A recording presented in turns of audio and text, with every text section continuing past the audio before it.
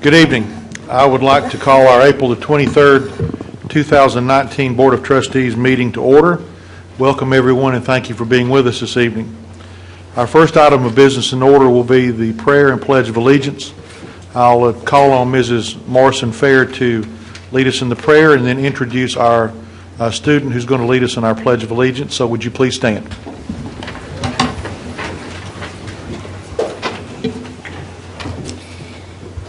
Let us pray.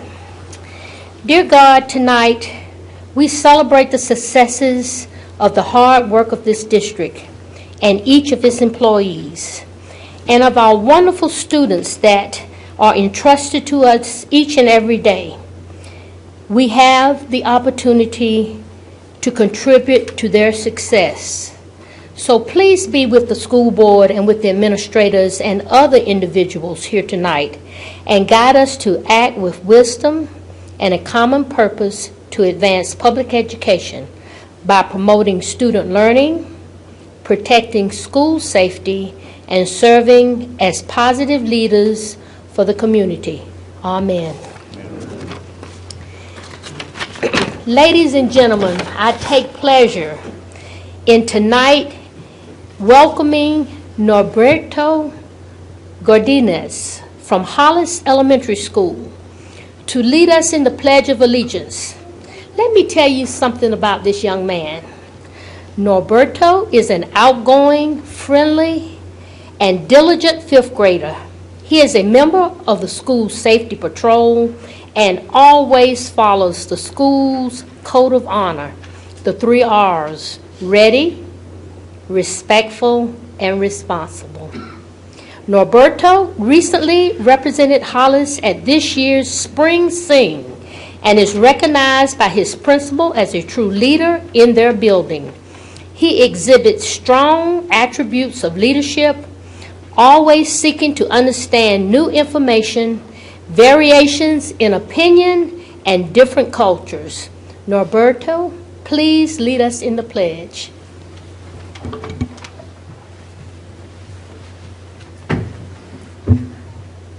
I pledge allegiance to the flag of the United States of America and to the republic for which it stands, one nation, under God, indivisible, with liberty and justice for all. Thank you, sir. Y'all may be seated.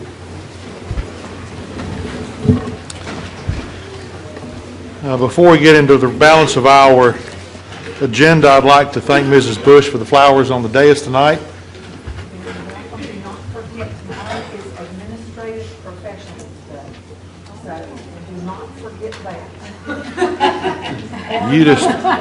You just bailed me out of a tight spot. Thank you. Okay. Our next item of business in order is the adoption of the consent calendar. Is there a motion? Motion to approve. Second. I have a motion properly made and seconded to approve the consent calendar as presented. Any discussion? Hearing none, all those in favor of the motion as stated, please say aye. Aye. All opposed? Motion carries. Dr. Royster, do you have any introductions? Yes, sir. We have several. Yes, sir. We have several newly appointed assistant principals. So I'd like to recognize them at this time, and I think some of them may have some family members with them, so we'd ask them to stand as well. Kimberly Bryce, who's the newly appointed assistant principal at Simpsonville Elementary. Kimberly, congratulations on your appointment, and you have with you my husband Chris Bryce and my daughter Avery. Welcome to you, and again, congratulations on your new appointment. We look forward to you being part of the leadership team at Simpsonville Elementary School.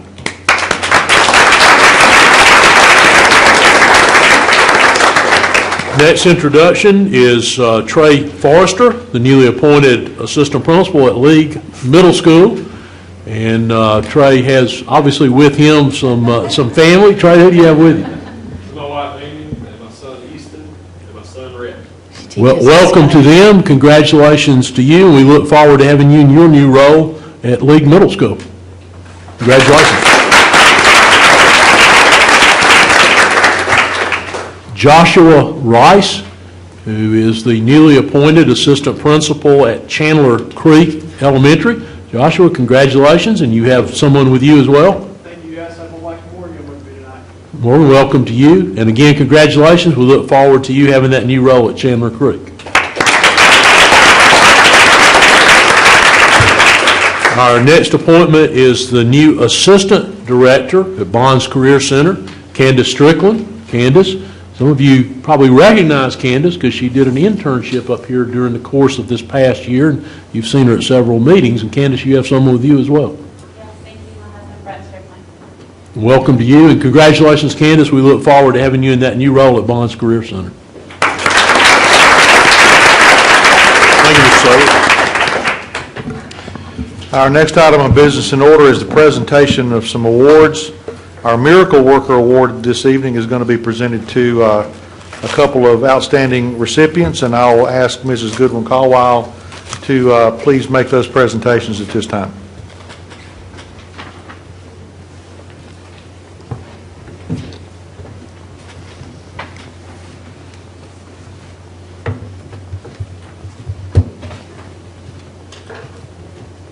Good evening. Good evening. Good evening. How y'all doing tonight? I would like to ask Maja Quintana to come forward, please. I came out here to try to get your name correct. I love my goodness. Tonight, it is our honor to present the Miracle Worker Award to two heroic Greenville County Schools employees. The Miracle Worker Award was first approved by the board in 1996 to recognize individuals for going beyond the call of duty. The actions of a teacher and a bus driver during two separate incidents in the past month serve as an example of how we all hope we would react during a crisis. While eating her lunch in the cafeteria on Wednesday, March 20th, Blythe Academy's second grade Spanish immersion teacher, Senora Maja Quintana, noticed a student from another class who appeared to be having difficulty swallowing his food. She ran to the child, Amir Warren, and asked if he was choking. He indicated that he was. Senora Quintana immediately and successfully used the Heimlich maneuver to dislodge the food, preventing Amir from breathing. She then took the student to the health room to be checked by the school nurse and notify his parent. Senora Quintana demonstrated insight and caring and took decisive action that saved a life and preserved a family. She is a credit to the teaching profession and to Greenville County Schools. Joining us tonight are Amir Warren and his family. Can you stand? As well as Blythe Academy Principal Sandra Griffin. And I think Sandra has her assistant principals with you. They can stand too.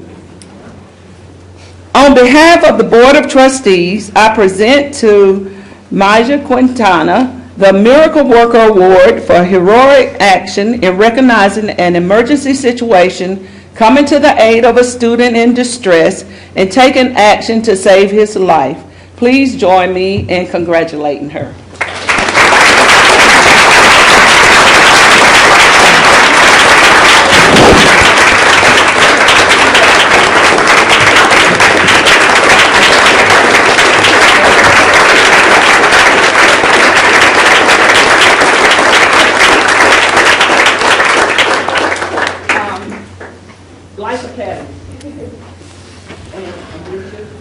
And I'm here, Warren, if you could come up. Oh, is that the little boy? That's the little boy that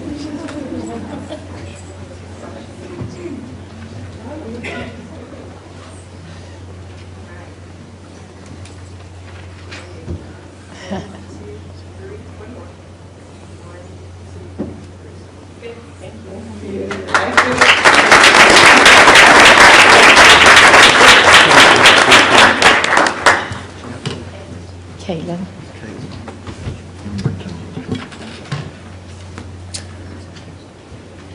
Our second Miracle Worker Award will be going to Ed Cody. On the afternoon of Friday, April 5th, bus driver Ed Cody was waiting for the bell to ring at Thomas E. Kearns Elementary School so he could load up and transport home the students in his care. On the opposite side of the bus loop, two other drivers were chatting as they waited to begin their routes. Sandy Robertson made John Ellison laugh, and Mr. Ellison began choking on the piece of hard candy he had in his mouth. His airway was completely blocked, and Miss Robinson ran to her bus and radioed for help. Mr. Cody, a former EMT and Navy veteran, heard the distress call over his radio and immediately ran over from his bus to assist. He quickly assessed the life-threatening situation and performed the Heimlich maneuver, dislodging the obstruction. By the time emergency services arrived, Mr. Ellison was walking and talking and was back at work the following Monday morning. Ed Cody remained calm, used his EMT training, and acted quickly to save his co-worker's life. Joining us tonight are Mr. Cody. Mr. Cody, can you come up, please? Mr. Ellison and several of their colleagues from the Donaldson Bus Center. We are so fortunate to have you on the Greenville County Schools team. On behalf of the Board of Trustees, I present to you the Miracle Worker Award for heroic action in recognizing an emergency situation, coming to the aid of a colleague in distress, and taking action to save his life. Please join me in showing our appreciation for Mr. Ed Cody, Miracle Worker.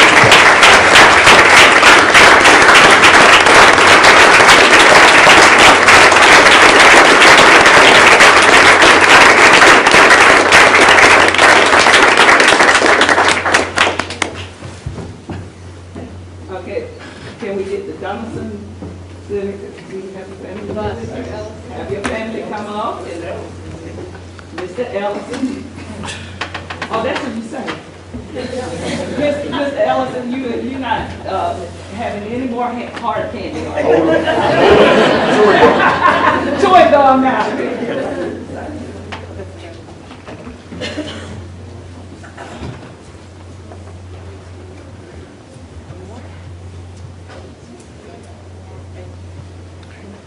Let's give him another hand.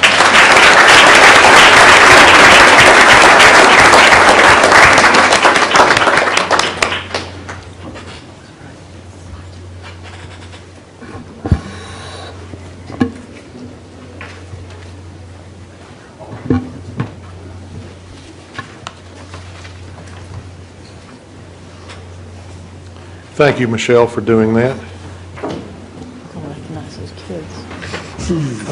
Before we move into our next action item of business, Mrs. Levinas Wells, we've got some guests in the room. We do. We have Furman students in the back. If y'all would stand up, please. I know some of them want to be teachers. Thank you. And also we have our Boy Scouts from Blue Ridge. If y'all would stand up. And of course, their great leader is also Eagle Scout, so they have great leadership leading them into the future. So we welcome y'all tonight.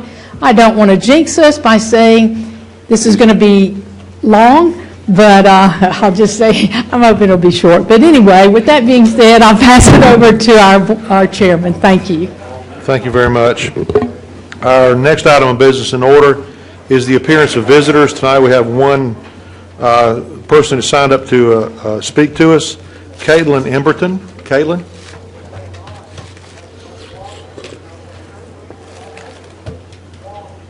Did you sign up and not stay? Mr. Chairman, Yes, sir.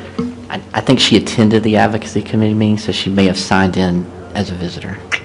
Okay. That's the young lady that was in your committee meeting? Okay. With that in mind, then we have no visitors this evening. Why don't you ask them that? What school are y'all from? I'm sorry.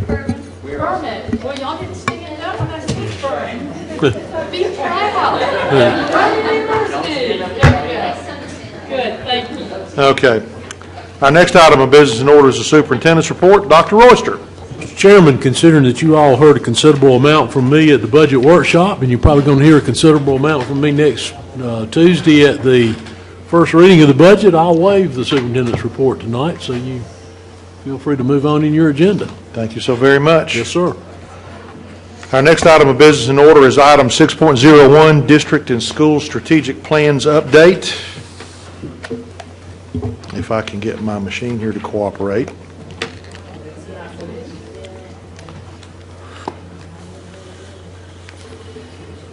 Let me see the hard copy. Mine's not opening. Has anybody got it up? Mine isn't opening up right now. There you go. Okay, here we go.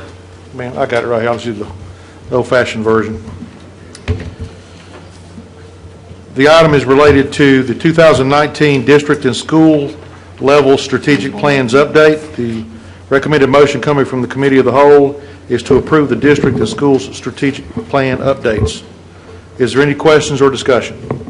Mr. Lewis. Thanks, Mr. Chairman. Just a few questions.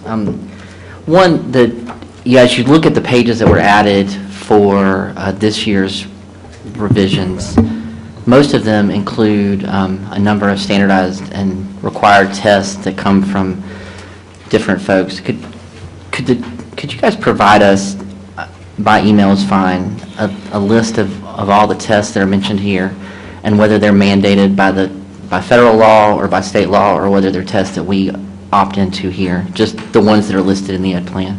Yes, sir. I think it would just help us, as particularly the advocacy committee, as we start to advocate for fewer tests, if we understood kind of what in here is required by whom, so that we can kind of start quantifying some of that. Mm-hmm. The second question is on page 89. There was a discussion at the last meeting about school choice, and it looks like numbers have been added into the school choice section. So while people are getting to it, I'll just read.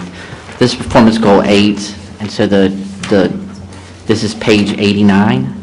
Increase school choice program options across the district as evidenced by an increase in the number of school choice applications to under-enrolled schools.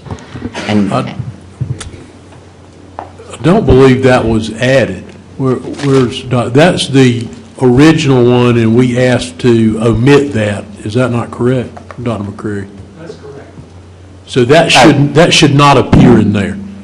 Okay, so that was one that we felt like needed some further refinement, and we do not have it ready to put in here, but we'll provide it to you. As I think we indicated, with anything that has a TBD, we would provide you a recommendation at the August or September board meeting. Wait, but there are numbers here, so you're saying that those numbers we would ask that you omit the goal and those. The numbers I see are red block TBDs. On the file strategic plan 2019-20 update, on page 89, there's yellow highlighted school choice numbers that go from 11,637 in 2019 to 12,300. I see what you're talking about now. That's simply the current number, but there is no recommendation there, and I don't know how you all need to look at this. If I recall, though, what came from the Committee of the Whole did not have a recommended performance goal there because of our difficulty in quantifying under-enrolled schools, because it changes. That's our annual. It changes annually.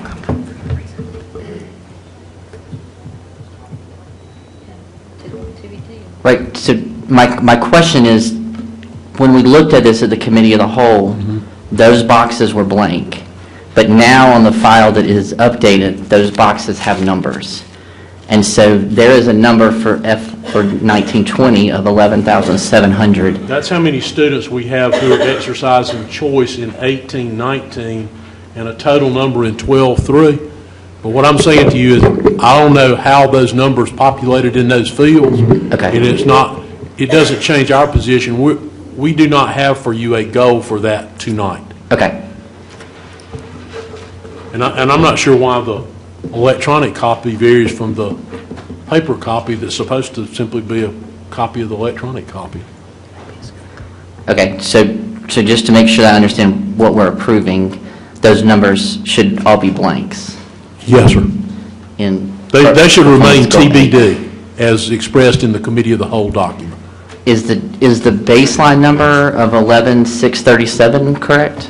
Is correct as to that's the number of students total in the district in choice, as far as I know, because I think that lines up to 16%, and 16% is the percentage we have choosing right now. But I would simply suggest, because the way it was passed by the committee of the whole was with TBD in all of those blocks. And so if you take it as it came from the committee of the whole, it doesn't obligate you or us to that goal, because it has no data entered into it. Okay. So the question I intended to ask before we saw that there were numbers here is that, so we don't have a goal for FY 19-20 to increase the number of choice applications from the baseline number that's here. It's always our goal to increase it, but we do not have a specific goal, because the goal was to increase it in the number of under-enrolled schools. Right. And the inherent problem with that is that's a different number literally every year. So we're trying to refine a goal we might recommend to you for that, which would be available in the fall. Okay. So, yes, sir. So I think then that answers my second question, which is 11,637 is not the number of choice applications to under-enrolled schools. It's the number of choice applications total in the district. Is that correct? Sir. Is it the number of slots that are available in the district, or is it the number of applications? That's the number. If that's 16% of our total, that's the number of students who are in a school other than the one to which they are assigned by their choice. The number who are in a school, or the number who applied to be in a school? No, that's how many students are in a school that they chose to go to outside of their attendance area. Okay, so do we know the number of choice applications? Because yes, sir, I don't have it tonight, but we know that number. Ms. Farley's office maintains that number. Okay. And realizing that a choice application from a family might be one or multiple applications. Right, I'm just going back to the goal measures not the number of students, but the number of choice applications. And so I just wanted to make sure that we're looking at a number that is reported. Right, and we will come back to you with perhaps a goal a recommended goal that might look a little differently from that one. Okay. Then you all would refine that or act on it as you choose to do. Okay. The last question I just have is on page 103, the goal is to reduce the turnover rate for teachers in their first 5 years. And I just want to make sure that I'm reading this correctly. So in this past year, that number for Greenville County Schools was 11.2% on page 103. Is that the correct way to read that? That's correct. 5-year turnover rate. And so our Yes, the baseline is 11.2% for 5 years. So the baseline based on the 2017-2018 school year was 11.2%. And so our goal for the school year that's ending next month is to reduce that to 10.2%. Is that correct? But we don't know that number yet because we haven't finished. And that is for teachers who are in their first 5 years. Okay. All right. Thank you, Mr. Chairman. Thank you. Mrs. Wells? I might need to look at yours. Well, I guess first I want to know, how do we, if we're looking at a document that we're saying isn't the strategic ed plan that we should be approving, then Mine can be. this is what we have in front of us to approve. So how do we address the fact that there's something in this document that we're going to approve? Do we need to have a motion to address it, or do y'all need to go back and see if you can find the right, if this isn't the right document? The only thing I know that's wrong, and I don't understand why that's in there, Nancy, do either you or Dr. McCreary have an explanation for why those numbers are in? That was an old version, and that was not what was in the CAL.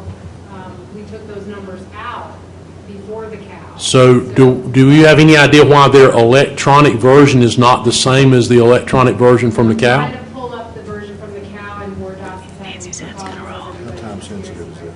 It has to be done by Dr. McCreary? By state statute regulation, April 30th, has to be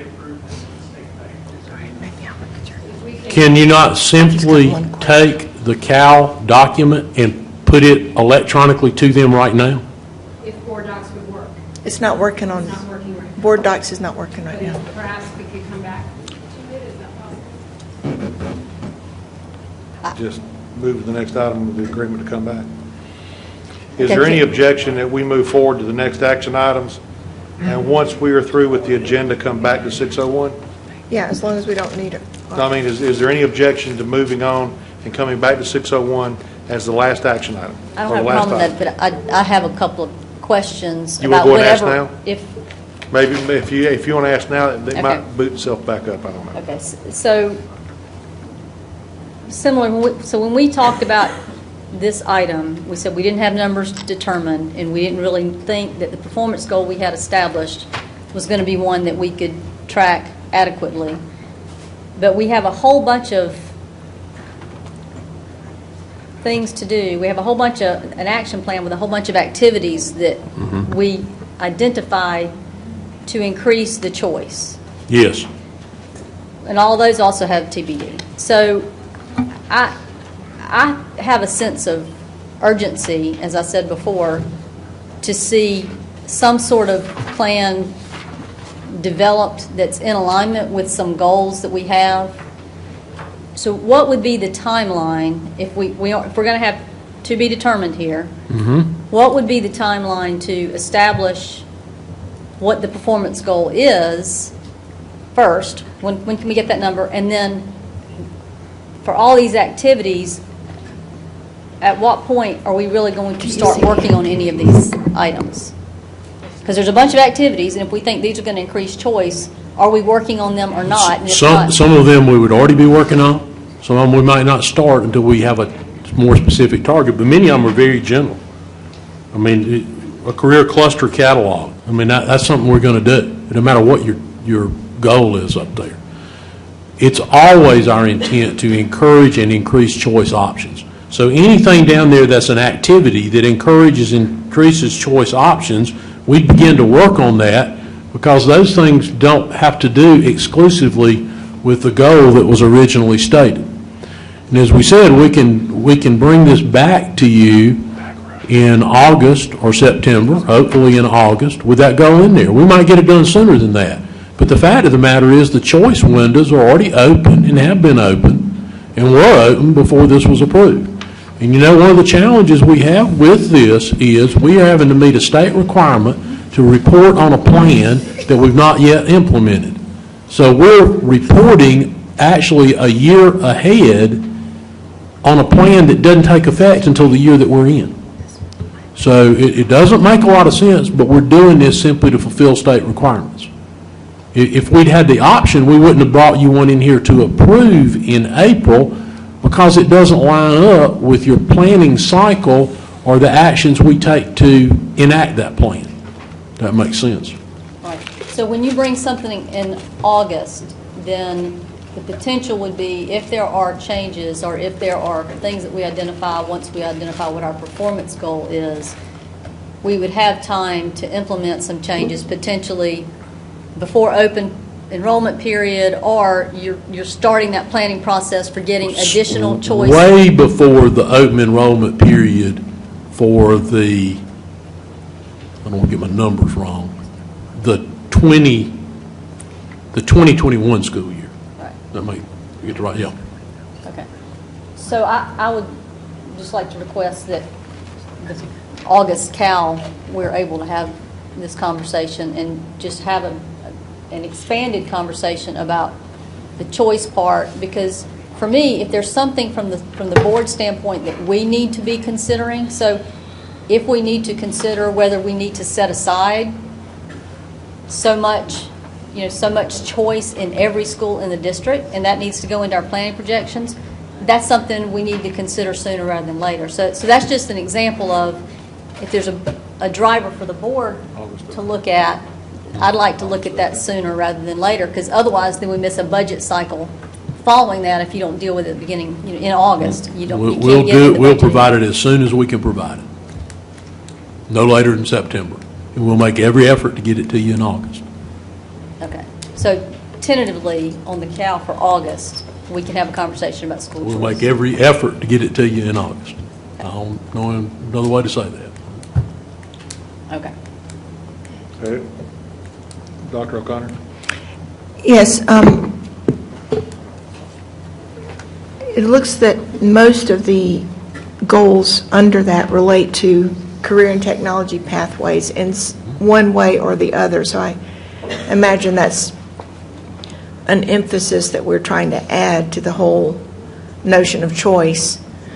But I'm interested where it talks about, like, number 7 and 8, expand and improve choice options with a K-12 continuum of learning so that students can achieve at the highest levels, such as language immersion, performing arts, STEM, and maybe offer duplicate choice programs for the most popular ones. Is that the same kind of thing that we will discuss at that CAL, or is that the kind of thing you'd want our thoughts about? So, I'm Prior sorry, to that. what was your reference point? I missed that part. Page 90, the number 7 and 8, Uh-huh. just relating to, it seems that there's one thing that is just a notion of increasing the numbers of students who take advantage of something. But the other is what kinds of things the district, in accordance with our ed plan and vision, believes ought to be offered and available to all students. And it seems that we're tackling that all together under this. Is that right? It's not just how many are taking advantage, but what we're offering so that people can take advantage of it is a different matter. A lot of these relate to Kate. Some relate to special programs like immersion or arts or STEAM or expanding And those. let's don't confuse, we don't want to confuse career with Kate, because career applies to everyone. Kate refers to particular courses that may or may not be applicable to all careers. Does that make sense? Courses that may not. For example, if you wanted to become an attorney, that wouldn't be necessarily what we'd consider a career and technical course. That's a career for which there would be academic preparation, Yes, not necessarily considered Kate preparation, but that's a career. I understand. So career That's is the a good- broader spectrum of everything that students might choose to do later in life, and Kate is a particular set of offerings for certain of those careers. Okay. I guess I would just, I'm looking forward to the conversation in that, to me, it is not in and of itself important that we increase the number who, for example, choose to go to a different school because their parents work at a different area, but increasing programmatic offerings that meet the interests of a diverse student body in a more in-depth way. And I believe all of those activities go towards the broader concept of increasing opportunity for choice. Okay. They really don't relate directly to that very narrow performance goal about under-enrolled schools. They relate to the broader topic of providing more opportunities for choice, which So- by virtue of doing that, it does address the more narrow goal. So will that be tied into the way we're evaluating, for example, the IB program and how well we're doing with it and what we plan for its future? Will that kind of conversation be part of this choice conversation, or is that kind of a separate? That could be both. Could be It both. could be a part of this, or it could be separate from that. Okay. The timing, though, we won't jump the gun with one before the other in terms of, we'll think about what we want overall before we start looking at individual programs and whether or not to expand or change course with them. That makes sense to me. Okay. The other question I had is similar. I think you've already answered the way you will on this one on page 75, goal 4. We talked about adding another measure for college readiness based on the Commission of Higher Education requirements, and we said that we would find out where we stand with that as a district, and then determine the rate of growth or the directional performance indicator we want to see. But since you don't have that yet, can I assume that when you bring this back next time, we could look at it then, even if we go ahead and approve it now? Okay. All right, thank you. Any other questions? Might I? Please. So, Ms. Fisher, have you been able to pull up It the is saving right now. correct document? Okay. Well, so in the essence of time, let's just, again, without objection, move forward. Nancy, when it is up, would you let me know? We'll reset these. Okay, we'll move forward and come back to 601. The next item of business in order is 602, nomination for the South Carolina School Board Region 15 Director.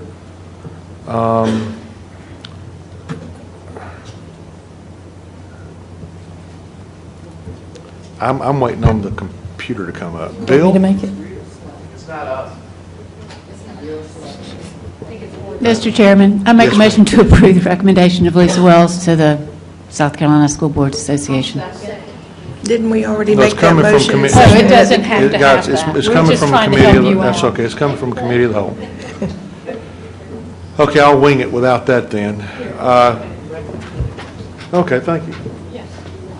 The motion from committee of the whole, which requires no second, is to approve the nomination of Lisa Wells to the office of the South Carolina School Board Association Region 15 Director. Any discussion? Hearing none, all those in favor of the motion as stated, please say aye. Aye. All opposed? Motion carries. Thank you very much. The next item of business in order is the renewal of contracts.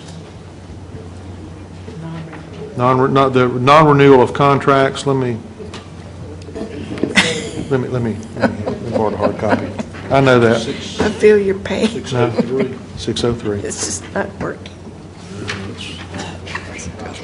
Here we go. I got it. No, I'm only about 3 minutes behind the damn conversation here.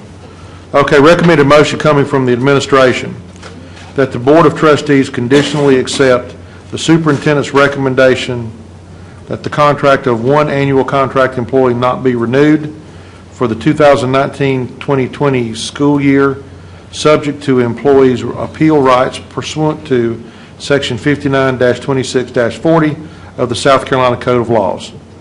That's the recommended motion. Is there a maker? So moved. I have a motion. Is there a second? Second. Any discussion?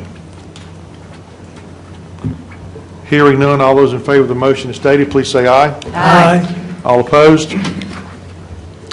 Motion carries. Nancy, we're back to, is it up yet? You're not bringing. Okay, let's do this. Let's go through the sevens and then come back and give it time to reach board docs, okay? It's on board docs, so if we click on 601, it'll come up? Now you got to boot out. Refresh. Refresh. If you refresh, you might be able to go to 7. Angels and ministers of grace defend us. Nancy, can you confirm that is the exact duplicate of the committee of the whole document? I do confirm, Yes, we do. and on page 89, it's PDs and not any numbers.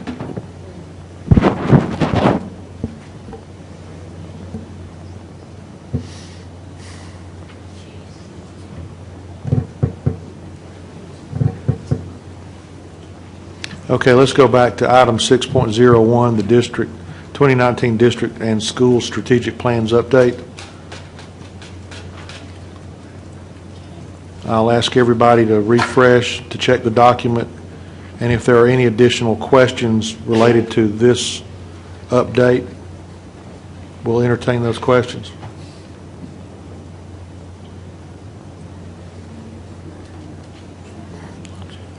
Well, mine's still loading too. Have you got it? Okay. Okay. Does anyone not have it in front of them? Who doesn't have it? Okay. Well, I'm now back to the board docs main page. Gotta love technology. Here, it can be your best friend or your worst enemy. Yeah. I'd like technology department to understand that his Apple's working pretty good tonight. Okay. Yeah, Bill. Okay. Yep. Well, these new ones you bought aren't working too good, brother. Okay, let's see here.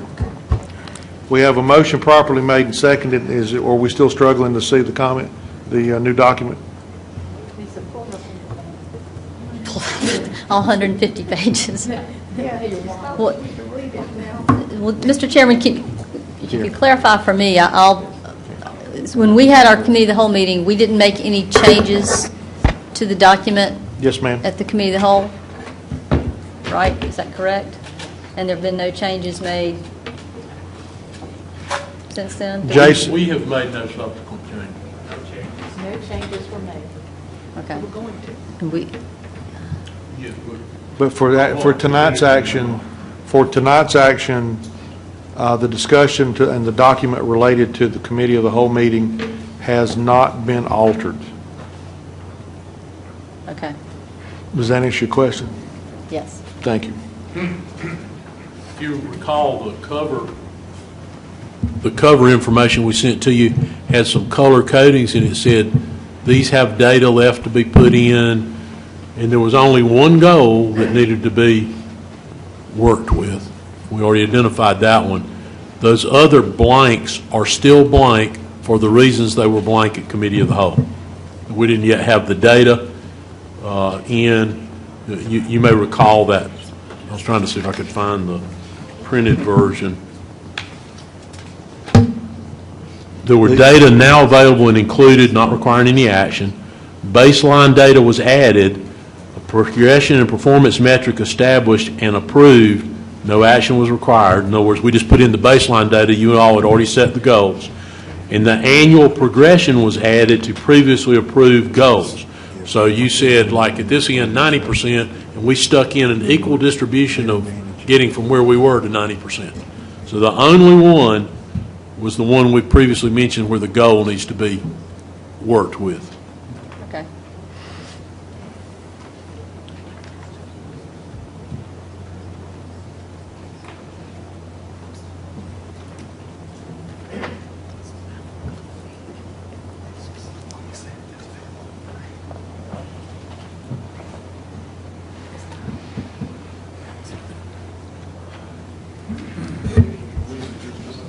No. But I'll... Does anyone have objection with moving forward with the consideration that the document that should be here is what you discussed at the committee of the whole without alteration? Does anybody have a problem with that? Okay, then, if there's no objection, then we can go ahead and move forward with voting on the document as it came from committee of the whole. Fair enough? Yes, ma'am.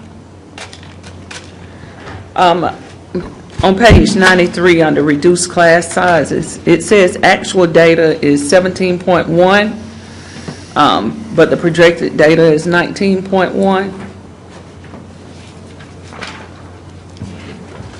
Page 93. Yes, ma'am. If it's 17.1, why are we not starting from that point on? Because it's not 2018, 17.1 at every school in the district, and every class in the district is 17.1 district-wide. That's the district average.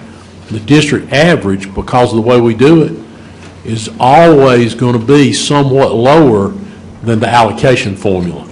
The number up there in the 19-to-1, that's the allocation formula. Okay. So it becomes 18-to-1 in 1920, then 18-to-1 in 2021, then 17-to-1, and then it's 15-to-1. Okay, so that 19-to-1 is supposed to be for every class size. And Yes, that's the allocation formula. The actual number at the bottom is what the district average is. And those are always going to be two different numbers, and because of the way we do it, the district average is generally going to always be below the allocation formula. Okay. I had one more question.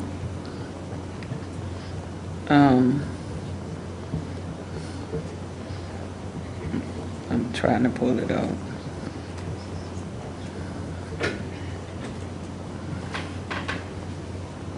It can wait. Okay. I'm done. Okay, thank you. All right, seeing no other questions, the motion on the floor is from the Committee of the Whole to approve the district and schools strategic plan updates. All those in favor of the motion as stated, please say aye. Aye. All opposed? Motion carries. Now we will go back in order. The next item of business is 7.01, Board Officer Roster. Mrs. Morrison-Fair. Thank you, Mr. Chairman. Thank you, Mr. Chairman.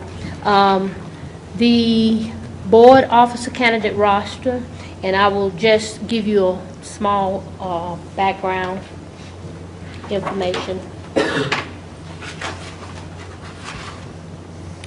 Officers of the board shall be chair, vice chair, and secretary.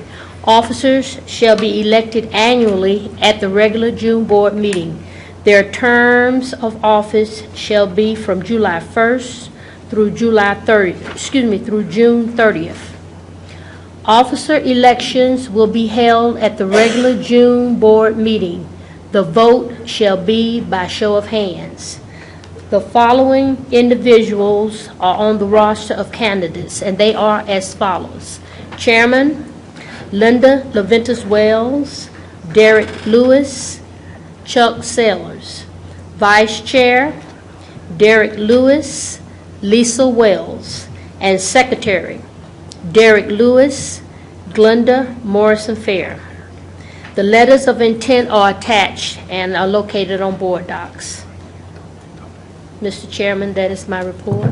Thank you very much. This is for information only. Our next item of business in order is the Internal Auditing Services Project Status Report. Mr. Barber. Thank you, Mr. Chairman. We're presenting our monthly project status report. We have 3 projects that are 95% or more complete.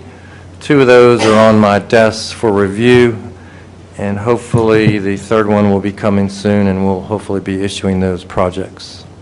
Thank you. Any questions of Mr. Barber? Mr. Meek. What do you mean, Mr. Barber, they're on your desk for review? Review from what? I review all work papers to ensure that our standards are met, and I review the report and every word in the report and confirm that everything in the report agrees to our work papers and is supported. Okay, so it's already been to the administration, got their review? Oh, no. We haven't issued. We have not issued it yet. No, sir. Okay. So it's on my desk I'm reviewing the work papers and the report. Okay, thank you. Mm-hmm. Any other questions, Mr. Barber? Thank you very much, Rick. Thank you. Committee reports or liaisons. Mr. Lewis, do you have an update? The only update, the Advocacy Committee met. The bill that we are most interested in looking at right now is Senate Bill 419, which is the companion bill to the House Education Reform Bill that passed the House. Currently, that bill was expected to make it to the Senate floor this year, but we right now are expecting that it probably will stall, which means it'll be held over until next year. And so it's the intent of the Advocacy Committee to spend the summer, if that's true, spend the summer maybe looking at the Senate bill and meeting individually with senators to talk through some of the talking points that we approved in the resolution. So we'll keep you updated on that, but at this point we don't expect that bill to pass the next 2 weeks. Okay, thank you. Any other reports at this time? Yes, ma'am. Mr. Lewis, would you ask Mr. Lewis to state basically what the bill is? Is that an education reform bill, just for the audience to know? Okay. Yeah, can I? Go right ahead. So just to clarify, so the House presented the Education Reform Bill, which was the bill that included the Teacher Bill of Rights and increased teacher pay and a whole host of things. It's been described as a can that every possible policy position in education was dumped into. The House moved it quickly through the House, and then the Senate took it up in a little bit more deliberative fashion and is now going through each individual section. The Senate version currently is about half of what was in the House version. And so it has not moved as quickly through. And speaking with Senator Turner last night, he doesn't expect it to move forward. They have until May the 9th for a bill to pass. And right now they're tied up on other bills, including Santee Cooper. So what will probably happen is the Senate version of the bill will be held over until next year, which will give us time to work on the Senate version to get it where we're more comfortable with it. And then that version and the House version at some point after next year would then be reconciled. Yes, ma'am. Continue one more question on that. Please. Does that mean that our budget conversations will be affected, given that now we're not expecting the same recommendations from the state? Dr. Roy? Maybe. Why? Say that again a different way, Dr. O'Connor. Are you going to make the same recommendations you made before when you thought the bill may pass, or certain parts of it might, or are you going to reconsider what you bring back based on the fact that this is now being stalled? Two pieces of list. Yes. Thank you. I'll just let that go. While the legislation itself does not impact the revenue, there were items contained within that could have significantly impacted expenditure. I believe those two particular items, which had very large price tags on them, will not be mandated this year. You also are going to receive most likely your first reading packet on Friday. It's going to show, based on the Senate version of the budget, not anything to do with the reform bill, better, i.e. increased state revenue. So there's going to be some expense we're probably not going to have to be concerned with. There's going to be an uptick, slight uptick in revenue, a much more positive picture, which will influence things that won't change what we said we'd likely include. That'll still be included. You might add something. It will leave room for things maybe one small thing that you haven't seen, but nothing that you haven't seen, but it may allow for more of the things that you did see. Does that answer your question? That answered it. Without giving away. With a lot of hope. We're still working on it. Yes, yes. We're meeting on it again tomorrow morning and tomorrow afternoon. Yes. But it's a more positive outlook. That's great news. Thank you. Any other questions related to the advocacy committee? Just to say, I'm very happy you gave us a chance to express those things in writing recently, so I hope you are reading carefully over the spring break what we've said.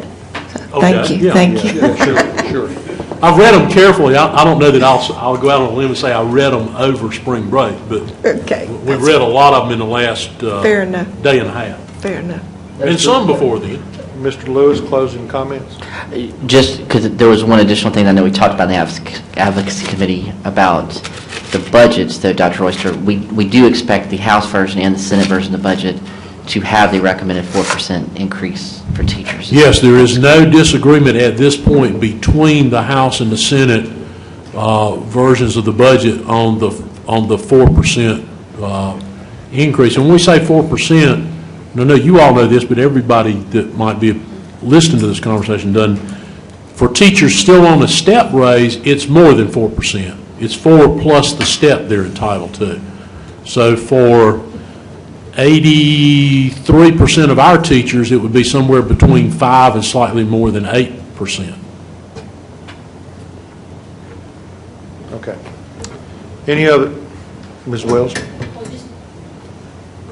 just to clarify on that, though, from a budget standpoint, what I thought I remembered you telling us is that 4% is going to be 4% of the state's pay scale. Is that right? It was right at the time we told you that. So that The revenue picture is, we believe, much more positive. They listen. Well, you know, we would have, certainly. okay. Okay. Yeah. Any other reports from committees or liaisons? Dr. Oyster, the next item of business in order is our monthly financial report. Mr. Knotts, I don't know that you have anything of particular note you want to bring to their attention, but certainly would answer any question they might have. Just one item is, excuse me, is the property tax revenue. It has been tracking percentage-wise behind last year. At this point, for this current year, it is actually tracking 1.5% ahead of the same time last year. Are there any questions of Mr. Knotts or Dr. Oyster? Mr. Meek. Thank you, Mr. Knotts. Under the building fund, you have under the interest, you've got a budget of $900,000. Actual to date is $2.3 million. What's the big variance there? These funds are actually invested in the state local government investment pool, and you will see in the investment return section, the interest rate we're actually receiving on these investments is substantially higher than it was last year, close to 100 basis points higher. So that's what's driving this increased interest income. So that's a good thing. Very much so, yes, sir. Okay. Under the debt service fund, wherever that is,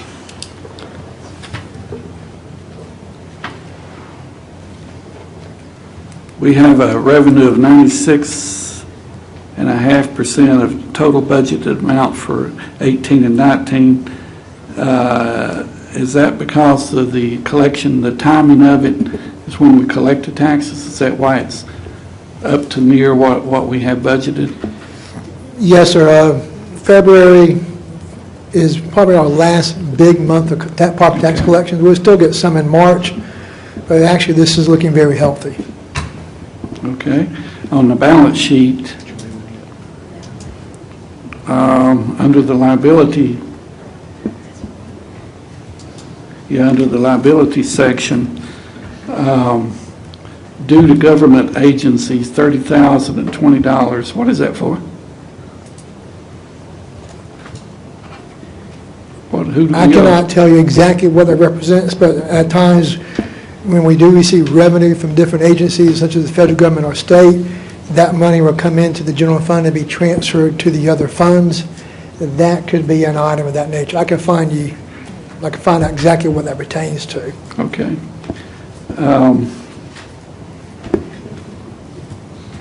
Also, down at the bottom, the unassigned fund balance, 197 million, is that correct? Yes, sir. Okay. And the negatives in the special revenue and the debt service, what are those?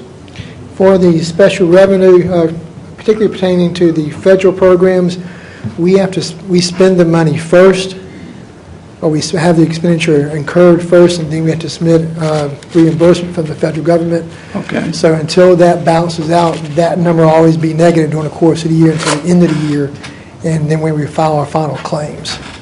Okay, so that's always going to be a negative? Yes, sir. It should decline as the year goes longer. Okay.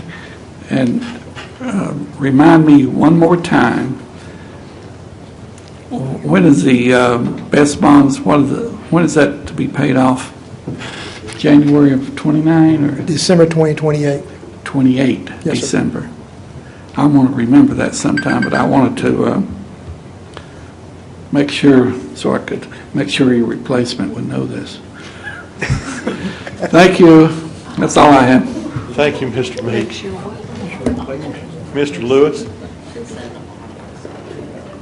That's my medicine. Just a couple of questions about the unassigned fund balance graph. So, we historically see the dip kind of happen in November, and then we see a peak happen in January, February. When we look at February, our unassigned fund balance as a percentage of our general fund is higher than it's been any other year. But when we look at November, it's actually lower as a percentage of our fund balance than it has been in other years. So can you maybe just comment on, does November concern you?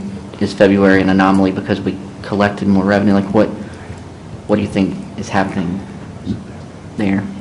It could be a factor of payments made. It could also be a factor of, we generally want to make sure we pay our utility bills on a monthly basis, but it could be a factor of where they were paid 1 month earlier, 1 month later pertaining to prior years. I noticed this year's is 32.9%, which is about 0.9% higher than the same time last year. I think it's just due to the payment cycles. Okay. So so when you look at, and I guess I was looking at the unassigned fund balance, which I guess has a similar dip to it, but when you look at the unassigned fund balance chart there, the November number dips to what I guess is zero. It was close to dipping into the board assigned fund balance. Okay, so zero is what is left over after the board assigned fund balance is taken out. Yes, we probably during the month of November we probably did dip into the board fund balance, assigned fund balance, for a period of 10 to 15 days. Okay. Thank you. Mrs. Wells? So, do you, as it projects, if you kind of continue from where we are, we're likely to have more unassigned fund balance at the end of the fiscal year than we had last year, right? Yes, ma'am. Keep in consideration, if our revenues exceed the general fund budget by 1%, and if our expenditures are under budget by around 1.3%, which historically they are, that's a little over $12 million, just based on those two small percentages.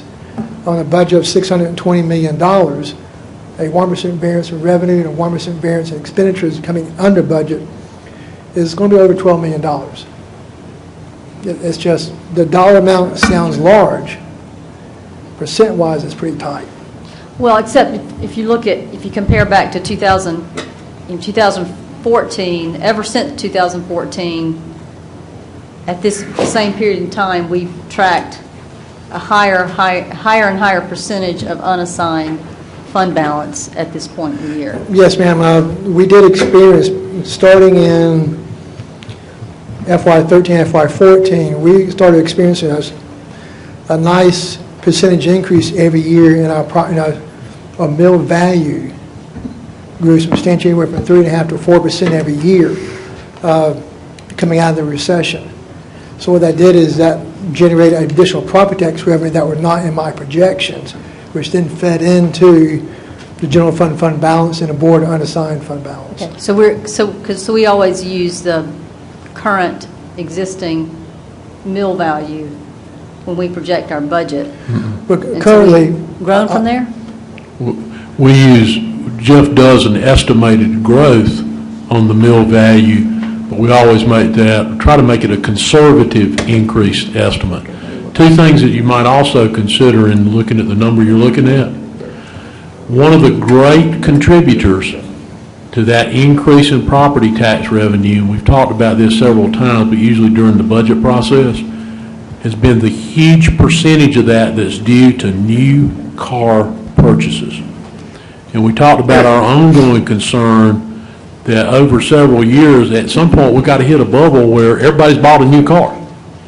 And we did have a downturn, I believe, this year in new car tax revenue for the first time in several years. we've seen a downturn. this year equal the same amount for last year. Yes, sir. The other thing that you've not yet seen, we normally bring you a recommendation of some one-time, non-recurring expenditures using revenue and expense, revenue in excess of expense from the previous year. Right. If you'll recall, we've not brought you one this year. We've had a group working on things to enhance, one-time expenditures that would enhance safety and security. They lack one kind of major piece to put in their entire list together. As soon as we have that together, we'll be bringing that to you and requesting consideration of use of unassigned fund balance for purposes of funding those safety and security enhancements. So what are we sort of projecting that amount is going to be, that would, the dollar value, a range? I wouldn't want to do that in here tonight. Okay. Along the lines of what we had last year, because we've done this, didn't we? I think it might be similar, it might be larger than that. Yeah. There's still one piece that's kind of large that's missing, so I don't want to put a number out there. So, and you plan on bringing that, when do you think?